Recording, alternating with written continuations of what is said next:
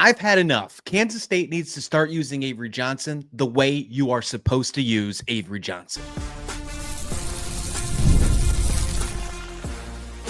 You are Locked On Kansas State, your daily podcast on the Kansas State Wildcats, part of the Locked On Podcast Network, your team every day. Yes, welcome on into Locked On Kansas State, your daily Kansas State Wildcats podcast. I'm your host, Christian Rao, and thank you so much for making Locked On Kansas State your first listen every single day. Welcome back, my everydayers. Avery Johnson's just not being utilized enough. There's just no doubt in my mind that is what's going on with this Kansas State offense. They're not terrible by any stretch of the imagination, but if we were using Avery Johnson in a much better way, the way you are supposed to use him, I don't think that you are in a spot where you're worried about this offense or this team in general. You're probably actually 2-0 if you utilize him the right way. I'm going to break that down on this episode today. Also, all eyes are on the linebackers this Saturday when it comes to the triple option. There's some really nerve-wracking stats that I want to show you that have come up over the past couple weeks, especially last week against North Dakota, which is egregious. And we're going to discuss why those need to be fixed on this episode. If you hit subscribe, I keep my job and we continue to grow. Locked On Kansas State, bringing you Wildcat coverage like no one else every single day. Avery Johnson is not being utilized enough. We're not running him enough. Kansas State is not giving the ability to make him a dual threat player like he needs to be.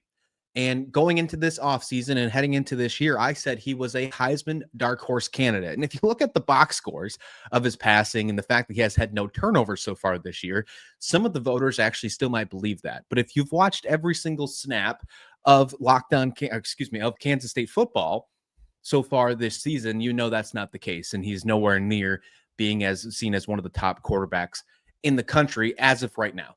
Is there still hope because there's those no turnover aspects? Yes, there is. Is there still hope because they didn't lose against an FCS opponent, North Dakota? Yes, there still is. I don't think he cares about being in those awards, but I think it shows that the potential for Avery Johnson is still there. And what I mean by that is he's just not being utilized properly.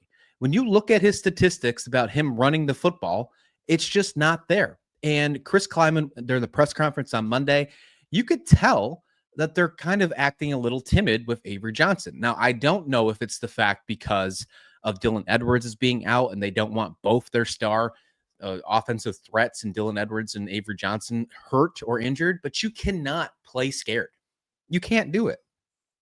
You can't change your offense just thinking that Avery Johnson is going to potentially get hurt and then think, well, then that's just it. Unless you think that there's just no hope behind him. Quarterback 2, maybe the fact that we haven't seen anything at all, that they know that's just a complete end all if Avery Johnson goes down. I think that no matter what, that's the case, but you still can't play scared heading into this season.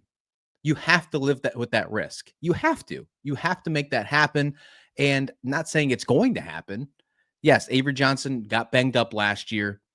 It happened. That did. But you can't go into these games and thinking, well, if I'm close to losing this football game, or if I'm going to lose this football game like I did week 0, I'm not going to limit the rushes of Avery Johnson to make sure this offense hums. And I think that's what's been going on.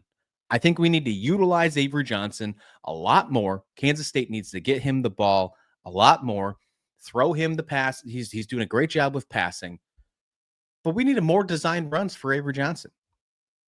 He's a dual threat weapon, arguably one of the best dual threat quarterbacks in the country when utilized properly. And that's just not happening right now. It's just not happening at all. Against Iowa State, there was the weather. Sure, you could make that as an argument. But last week, he had 7 rushes for 43 yards. And if it wasn't for that 25-yard rush towards the end of the game, we'd be talking about his numbers being just like they were in Dublin with that weather. Now, he did throw for a career high. This is not a passing conversation. I think he's doing an excellent job on the passing. And we've talked about in the past couple episodes how I think the offensive line is doing a great job in pass protect. This all stems around what this offense isn't accomplishing right now, from play calling to offensive efficiency to just the actual performance on the field. It all stems to improving this run game. And it's not just the running backs. It's the quarterback in Avery Johnson. We are not utilizing that enough. There was 27 rushes in the game against North Dakota on Saturday. 7 of them were only for Avery Johnson. And as I mentioned, more than half of his yards came on that one play in that final drive that went for 25 yards. More designed runs need to open that up. That's only going to make the passing game even better for Avery Johnson, something that he just had a career high in 318 yards, 3 touchdowns against North Dakota this past Saturday. Can you imagine if they have to fill the box even more to stop people like Joe Jackson, Devon Rice, and Avery Johnson? And of course, when Dylan Edwards comes back, and then that play action opens up because you have the ability of Avery Johnson to take off on those bootlegs or throw it downfield to a wide open Jace Brown that inevitably seems to happen once a week, or Jared Tibbs or a Jared Bradley. You know, that size we've been talking about all offseason. The targets have been there, but the big plays, with the exception of that one pass play to Bradley in the fourth quarter against Iowa State, hasn't really been there. So all I'm asking is that whether it happens this week, maybe you don't need to. Maybe the statement win comes without Avery Johnson. Maybe we get Avery Johnson only playing a first half like we were hoping for last Saturday, and we actually get to see what we have behind the scenes behind Avery Johnson as a true backup. Maybe we get that. I'm hoping we get that, because that means that Kansas State made a statement win. I'm going to give you my prediction on tomorrow's episode before we head out and get ready for the game on Saturday. However, you have to change it up. You have to show at least a little bit, even if you are making noise and taking care of business very early in this one against Army, which the possibility is, of course, there. This is a team that lost to an FCS school last week. This is a team that, of course, Kansas State was close with their FCS opponent, but this is a team that should be seen as a win on your record. We've been thinking about it entire offseason. Never in my mind that I think you were going to get a red L next to this game against Army. I thought it was going to be a green W all the way through. And I still think that way. There's a little teaser of my prediction. But of course, you have to think there's a little bit of a small concern after only winning by 3 against North Dakota. So I want to see some more running from Avery Johnson. I want to see some more play action that then gives him the opportunity to either throw it downfield if it's open or be able to take off on that bootleg. But that all also stems on that offensive line. They're great on the pass protection. They've been struggling very hard on that run protection in the running game period. If a designed run is there, then they need to make sure that works, whether it's a guard pulling out, whether the play action is starting with the pass protection first, and then Avery makes his right move. But we need to see it happen, because Avery Johnson is a true threat, a dual threat in college football, not just for Kansas State, not just for the state of Kansas, not just for the Big 12, the entire realm of college football. He is one of the best dual threat quarterbacks. And he's not being shown properly. You can't put him in that conversation right now as one of the best dual threat quarterbacks in college football, because he's not getting the opportunities to show the world that he belongs in that conversation. We know as fans that he belongs in that conversation, but you can't go to the bar and talk to somebody who's not a Kansas State fan and have that argument and be able to back it up, because we're not getting that ammo from this offense. That needs to change on Saturday. That needs to change in Arizona. And that needs to be already changed by the time we get to Big 12 play yet again. There was an interesting conversation I saw on social media that kind of puts this all together and shows yet again why you shouldn't be scared to run the football with Avery Johnson. We're going to do that next right here on Locked On Kansas State.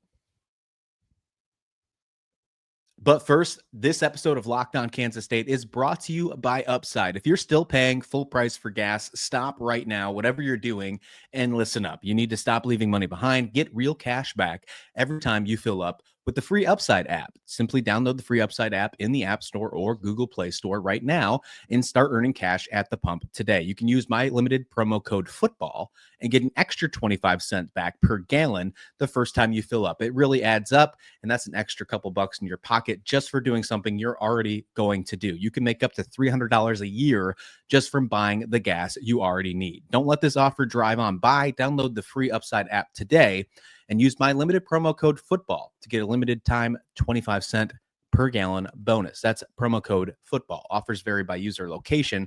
Go to upside.com for terms and condition. This episode's also brought to you by Mazda. This is a Mazda moving the game forward, brought to you by those who believe it or not. Just about playing the game. It's about redefining it, because these moments do more than win.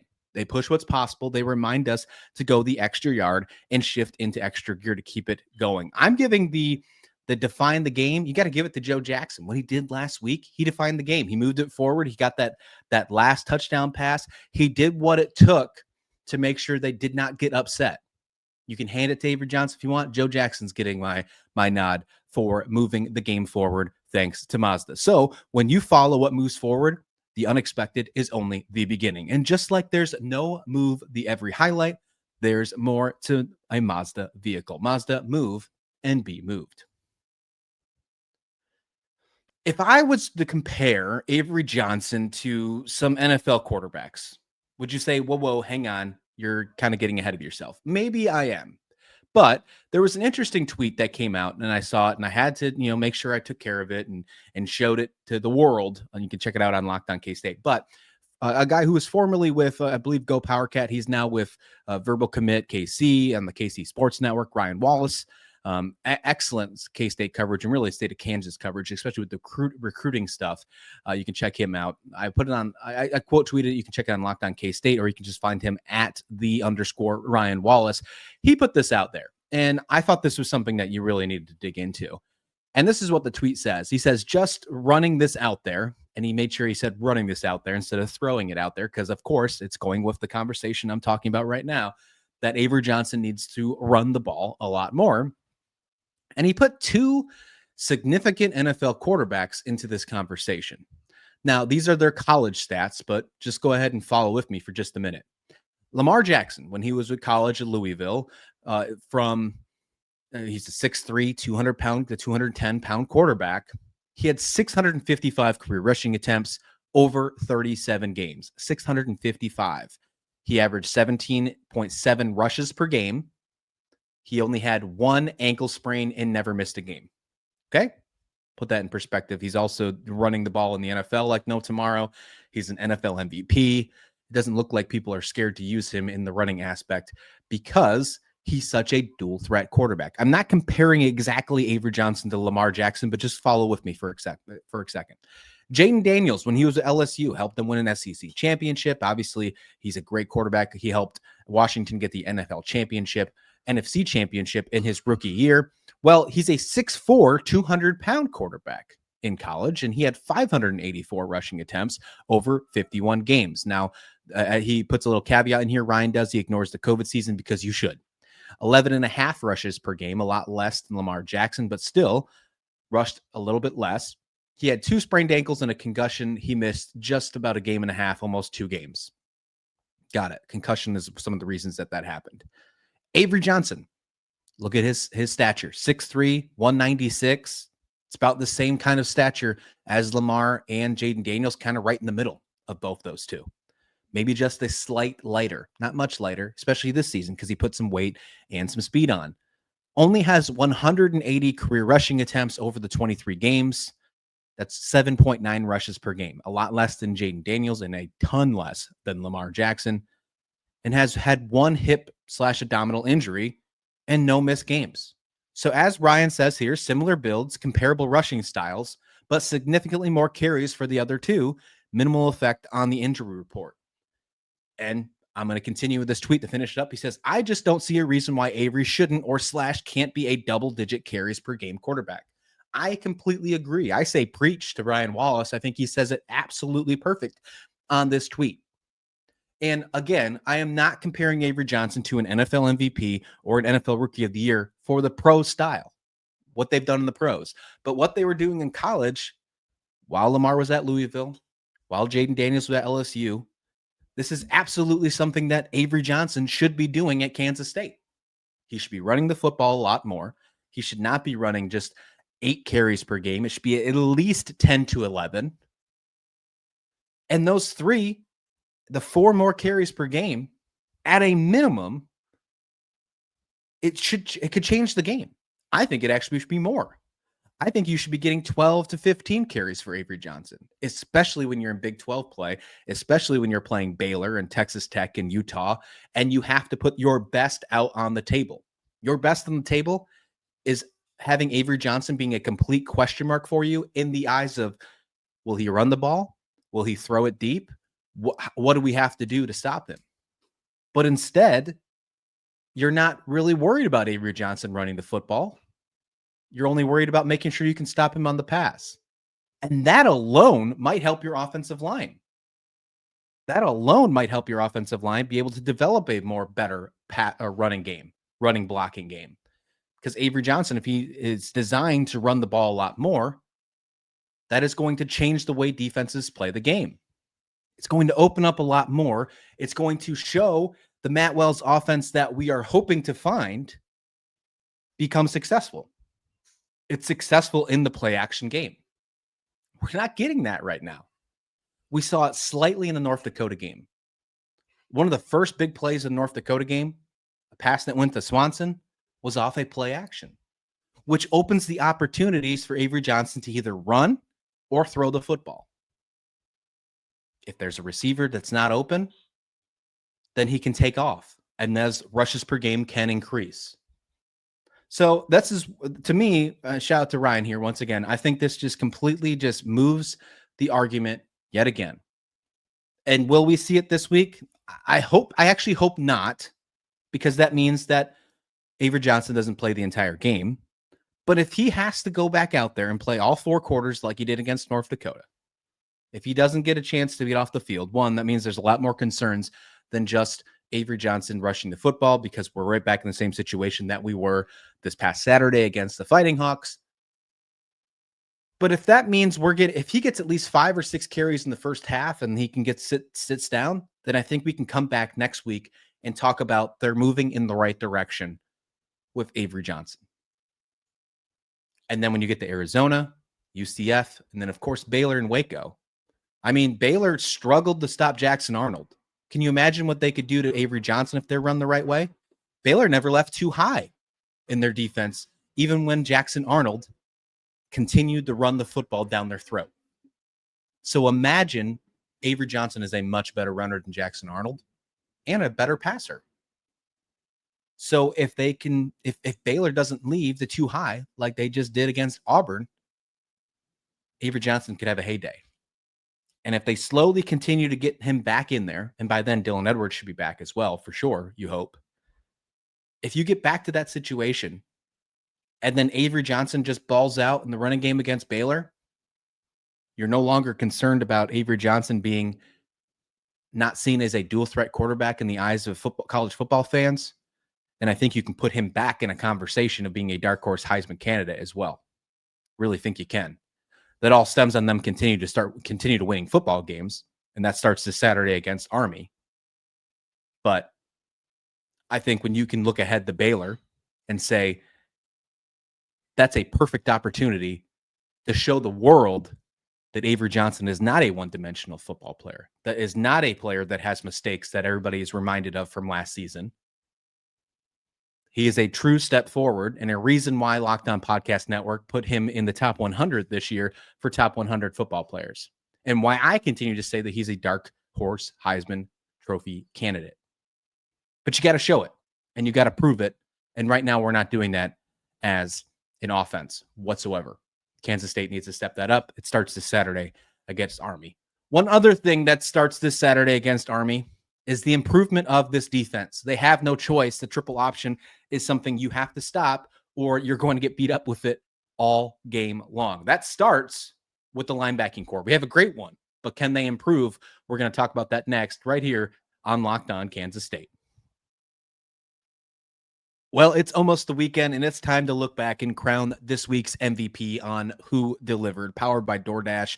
Just like you can win every Saturday with DoorDash's streaks, saving more every time your order. These players delivered when it mattered most. Let's break it down. I think it's fair to say for Kansas State, Avery Johnson delivered in a big way. And I know we're talking about Avery Johnson needing to excel more in the running game, but look, what he did in that final fourth quarter drive, a career-defining drive, apparently, according to Chris Kleiman, he really showed up to make sure they did not get upset against North Dakota in that final drive of the game. So when the pressure was on, he came through, no hesitation nor delay. And if you've been watching week after week, this performance wasn't a fluke by Avery Johnson. I just want to see a lot more from him.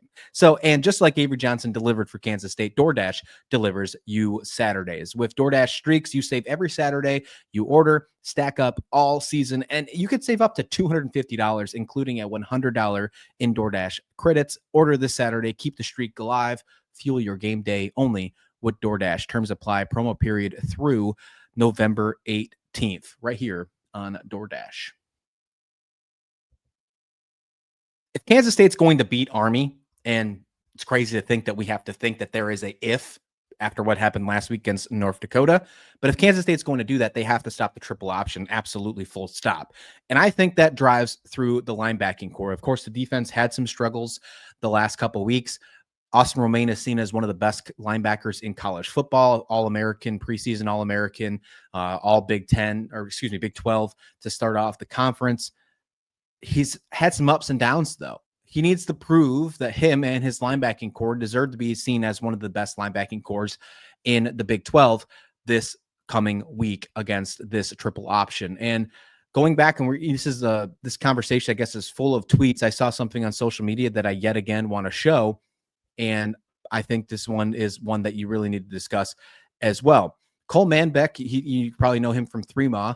He put out an excellent tweet about the game last week against North Dakota. Kansas State gave up first downs on the following situations: a 3rd and 22, a 2nd and 21, a 3rd and 10, a 4th and 6, a 3rd and 8, and a 4th and 3. That one was the running into the punter by Jayden Rowe. So if you maybe want to kick that one away from the defense, you can. But let's just, for this sake of situation, other than that running into the punter, those are 5 situations that cannot happen, period. This happened against an FCS team, and it kept them around. And that alone, and what Chris Kleiman says, if you keep a team, you give them life, they're going to stick around. You can't give life to Army. And that stems on Austin Romaine, Desmond Purnell, Gabe Powers, in that linebacking core to make the right decisions, to have that excellent eye discipline that Chris Kleiman continues to talk about, something that has been struggling for this team this season. So what is the linebacking core going to do? They have to stop the fullback for that triple option. They got to make sure that the defensive ends and the linebackers are utilizing the containment for the quarterback and the pitch. They have to react properly. If they can do that, that means that they're going to have to leave the triple option and start trying to throw the football, something that Army has done a little bit more of in the last few years compared to what they've done in the past, but it's still not their bread and butter. And their quarterback threw 2 interceptions last week. They are meant to have turnovers.